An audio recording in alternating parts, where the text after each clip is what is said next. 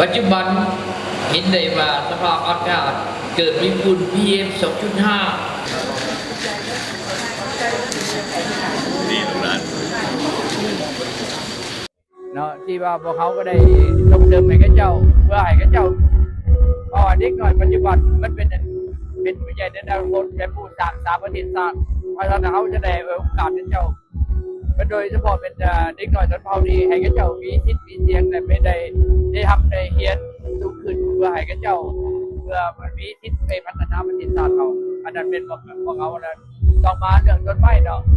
เพราะต้นไม้นี่เป็นพวกเขาในชนเขาก็คือว่าเมื่อก่อนมันจะเป็นชนศึกษาอยู่เลยคือว่าพ่อเรื่องเป็นต้องปลูกต้นไม้และพวกเขามีนโยบายก็คือให้ปลูกต้นไม้ให้หลายที่สุดให้เป็นปอดหายใจของนครหลวงเนาะเพราะว่าพวกเขาจะได้ซื้อแนวพันธุ์เนาะของต้นดอกเพิงมาให้หลายที่สุดเป็นหมื่นต้นและเดี๋ยวนี้เขามีนี่นะและพวกเขาขยายไปเรื่อยๆและพวกเขาจะเห็นเป็นอุทยานอันหนึ่งเป็นดอกว่าแม้ต้นไม้ธรรมชาติเนาะเพื่อว่าเห็นให้อยู่บนนี่เนาะเวลาห่อนพวกเขาจะมีพ่นน้ำเข้าไปให้ถ้าว่ามันมีห่อนหลายพวกเขาจะพ่นน้ำแล้วก็เห็นให้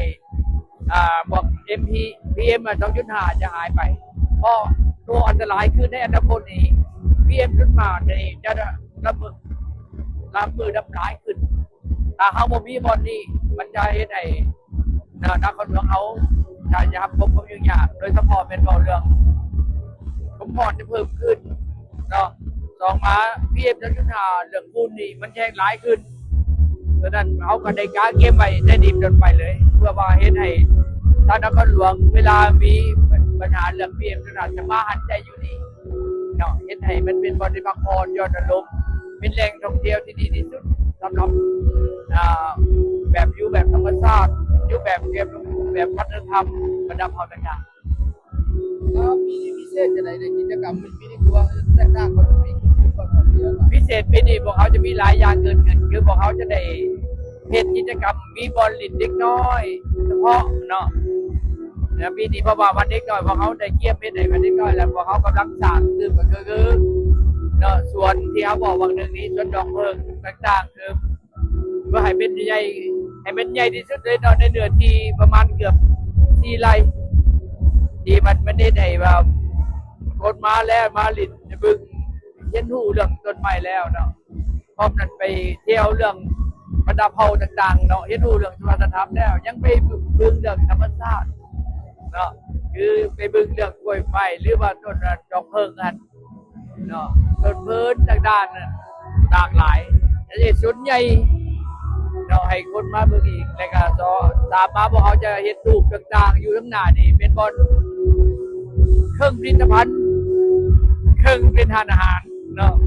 แล้วก็นั้นจะมีตลาดน้ำมีการดองเรือพิเศษสุดก็คือปีนี้พวกเขาผมมีแต่รถไฟจีนเนาะดีๆรถไฟอยู่สวนบรรดาเผ่ากับมีแล้วมีเนาะพอเขามีสถานีรถไฟกันแต่ฉะนั้นเด็กน้อยอยู่แห่งใดอยากมาเที่ยวมาชมหรือมาจากขี่รถไฟเนาะแม่มาขี่ได้อยู่สวนเขาเนาะเพราะเขามีหลากหลายมีบริจิกน้อยมีสวนตลาดน้ำมีหอพิพิธภัณฑ์แล้วแบบมีรถไฟขี่เนาะอันนี้แล้วก็สามารถมีล้อขี่เรือเนาะขี่เรือเลี้ยวล้อดินอยู่ในหนองพวกเขาจะเห็นห้องสุดท้ายจะเป็นห้องรวมเครื่องนุ่งของมหาชุมชนเผ่า